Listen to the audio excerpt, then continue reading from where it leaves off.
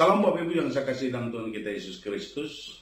Sebelum kita membaca dan merenungkan firman Tuhan, saya mengajak kita semua untuk berdoa. Bapa dalam surga, kami bersyukur oleh karena kebaikan-Mu dalam hidup kami, oleh karena penyertaan-Mu dalam hidup kami. Kami sungguh sangat bersyukur karena Engkau adalah Allah kami, Tuhan kami, dan pemilik atas hidup kami. Saat ini kami hendak membaca dan merenungkan kebenaran firman-Mu. Berdoa, Roh Kudus sebagai pemilik dari firman ini akan mengartikan lebih dalam lagi dalam hidup kami. Kami siap untuk bersama-sama belajar firman-Mu. Dalam nama Yesus kami berdoa. Haleluya. Amin. Bapak Ibu yang saya kasih dalam Tuhan kita Yesus Kristus, saat ini saya akan berkhotbah dengan didasari dari Roma pasal 5 ayat yang pertama sampai ayat yang kedua. Demikian firman Tuhan. Sebab itu kita dibenarkan karena iman. Kita hidup dalam damai sejahtera dengan Allah oleh karena Tuhan kita Yesus Kristus. Ayat yang kedua, oleh Dia kita juga beroleh jalan masuk oleh iman kepada kasih karunia ini. Bapak Ibu yang saya kasih dalam Tuhan kita Yesus Kristus, firman Tuhan yang akan saya sampaikan pada saat ini, saya akan beri tema dibenarkan di dalam Kristus. Berbicara tentang kebenaran. Saat ini kalau kita dalam menjalani kehidupan kita hari lepas hari, kebenaran adalah sesuatu hal yang sangat mahal, sangat jarang, sangat langka dalam kehidupan kita. Kenapa saya katakan demikian? Karena kebenaran itu ukurannya minimal kita dapat mengukurnya dengan 4 ukuran. Pertama, orang berbicara tentang kebenaran itu kebenaran yang bersifat subjektif. Dalam artiannya kalau menurut saya benar, menurut orang lain tidak benar, menurut siapapun tidak benar, itu saya tidak peduli. Yang penting menurut saya benar. Itu ukuran yang pertama. Disebut ukuran yang subjektif. Yang kedua, ukuran yang objektif. Kalau menurut kami dalam artian lebih dari satu orang, dalam satu kelompok, dalam satu komunitas mengatakan itu adalah sesuatu yang benar, maka mereka tidak akan peduli dengan apapun kata orang lain di luar kelompok mereka, entah itu dinilai benar atau tidak benar. Artinya bahwa kebenaran yang dapat diterima oleh sekelompok orang itu disebut kebenaran yang bersifat objektif. Yang ketiga, kebenaran yang ketiga itu kebenaran yang bersifat ilmiah. Dalam pemahaman ini, segala sesuatunya diukur dengan ilmiah. Artinya 1 tambah 1 pasti 2, nggak mungkin lebih. Dan yang keempat yang menjadi ukuran dari kebenaran adalah kebenaran yang bersifat absolut, kebenaran yang adalah milik Tuhan. Bapak Ibu yang saya kasihi dalam Tuhan kita Yesus Kristus, kebenaran yang dimaksudkan di dalam ayat 1 pasal 5 dari Roma ini adalah kebenaran pada level yang keempat, pada dimensi yang tinggi yang kita sebut kebenaran yang mutlak, kebenaran yang absolut atau kebenarannya Tuhan. Kalau kita berbicara dari aspek kebenarannya Tuhan, maka 3 ukuran sebelumnya dengan sendirinya akan di-erase, akan dibuang. Itu bukan lagi ukuran. Ukuran satu-satunya adalah Tuhan. Itulah sebabnya dalam Roma pasal 5 ayat yang pertama ini, sebab itu kita dibenarkan, ukuran kebenaran yang dipakai di dalam ayat ini adalah ukuran kebenaran Tuhan. Itulah sebabnya kenapa saya katakan bahwa betapa berbahagianya kita orang yang percaya di dalam Kristus oleh karena kita mendapatkan standar pembenaran dan disebutkan di dalam ayat yang pertama di Roma pasal 5 itu dibenarkan. Yang menjadi soal sekarang adalah dengan kata dibenarkan ini, apakah kebenaran itu kita yang mengerjakan? Apakah kebenaran itu oleh karena perbuatan kita? Apakah kebenaran itu oleh karena sikap kita? Apakah kebenaran itu oleh karena pendapat kita? Jawabannya tidak.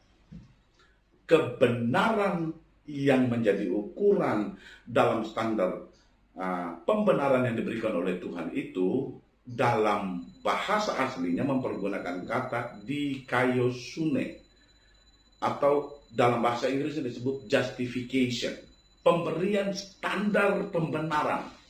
Artinya ukurannya bukan lagi engkau, ukurannya bukan lagi saya, ukurannya bukan lagi kita, tapi ukurannya adalah ukuran Tuhan.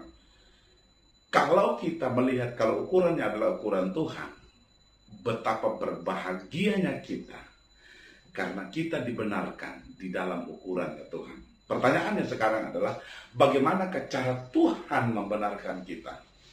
Dalam kalimat masih pada Roma pasal 5 ayat 1 ini, dibenarkan oleh iman. Ukurannya adalah iman. Ukurannya adalah percaya kita kepada Tuhan. Ukurannya adalah salib Kristus di Golgota 2000 tahun yang lampau. Ukurannya adalah pengorbanan ilahi.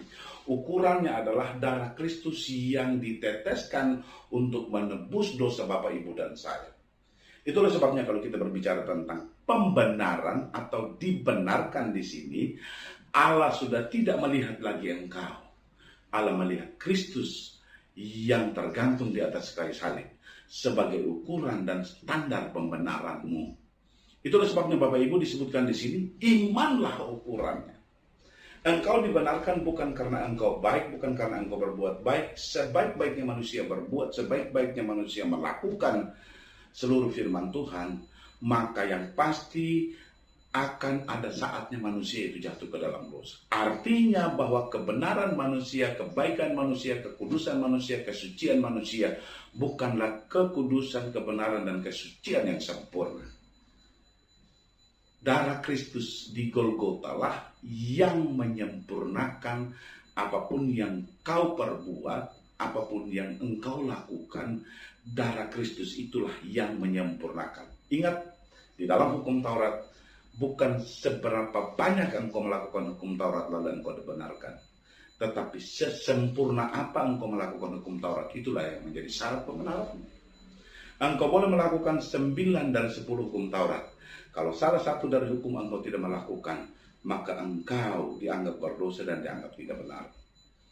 Tuhan tahu persis bahwa manusia tidak mampu untuk melakukan kehendak Allah yang sempurna itulah, maka pembenaran yang menjadi dasar pembenarannya adalah Kristus. Itu yang pertama.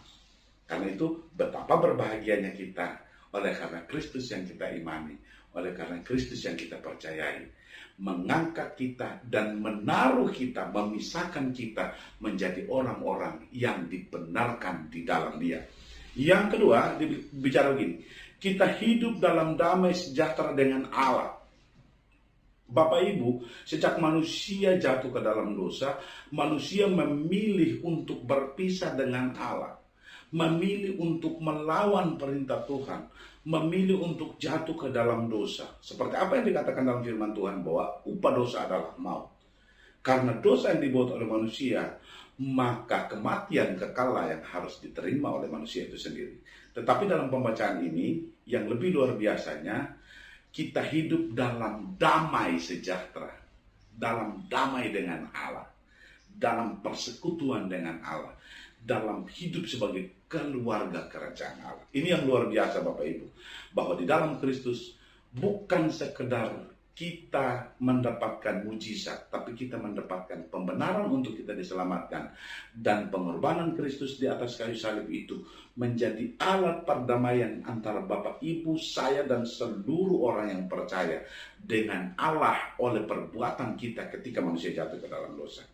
Bapak Ibu yang saya kasih dalam Tuhan kita Yesus Kristus, hal yang ketiga yang dapat kita pelajari di sini adalah bahwa oleh Dia juga kita beroleh jalan oleh iman dalam kasih karunia, dalam the gift of God.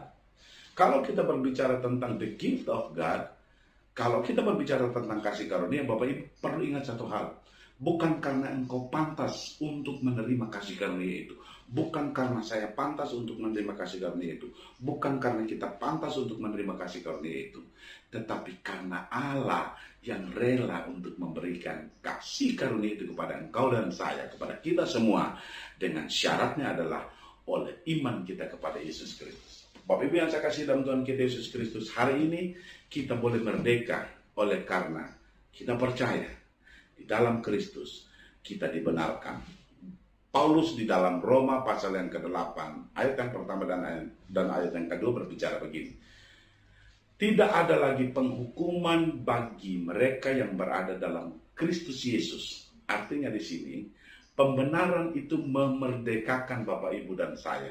Pembenaran itu dibenarkan oleh Tuhan membuat kita merasakan hidup yang bebas, mendapatkan hidup yang dimerdekakan dalam Kristus. Dan bagi orang merdeka, ayat yang kedua dalam Roma pasal yang ke-8 berbicara begini. Roh memerdekakan engkau, saya, dan kita semua orang percaya dari tuntutan hukum dosa. Hukum dosa itu adalah maut. Setiap orang berbuat dosa harus maut. Dibebaskan, roh itu memerdekakan kita dari tuntutan hukum dosa dan hukum maut. Oleh karena itu hari ini kita boleh menikmati damai sejahtera bersama dengan Tuhan. Kristus bukan sekedar pilihan. Kristus itu the one and only, satu-satunya. Kristus itu adalah Tuhan, Tuhan dan pemilik hidup kita. Karena di luar Kristus kita tidak dapat berbuat apa-apa. Di luar Kristus kita tidak dapat menyelamatkan hidup kita. Di luar Kristus kita tidak dapat mencapai hidup yang kekal di surga. Karena hanya di dalam Kristuslah saya, Bapak, Ibu, dan kita semua dibenarkan oleh Tuhan. Amin untuk firman Tuhan. Kita berdoa. Bapa dalam surga, kami sungguh sangat bersyukur hari ini Engkau mengajarkan kami satu hal, bahwa kami dibenarkan oleh iman kami kepada Kristus Yesus, Tuhan, Tuhan dan pemilik atas hidup kami. Kami berdoa, kuatkan kami terus, berdoa untuk setiap kami, biarlah kami terus berpegang teguh apapun situasi dan keadaannya. Kristus adalah satu-satunya pilihan bagi kami. Berdoa untuk Bapak Ibu Gembala, Tuhan berkati mereka dalam segala hal, dalam kehidupan mereka, dalam usaha pekerjaan mereka. Berkati Bapak Ibu Gembala dalam kesehatan, anak, mantu, cucu juga dalam keberkatan bersama dengan Tuhan. Seluruh pengurus di GBP Taman Firdaus diberkati oleh Tuhan. Begitu juga bagi setiap anggota jemaat kami. Kami berdoa untuk setiap anggota jemaat Taman Firdaus yang sakit disembuhkan, yang kekurangan dicukupkan, yang susah dihiburkan. Tangan Tuhan yang penuh kuasa dan perkasa itulah yang kami andalkan dalam segala hal. Dimuliakan namamu kekal selama-lamanya, sebab Engkau satu-satunya Tuhan kami, pemilik hidup kami. Dalam nama Yesus kami berdoa, haleluya. Amin. Shalom.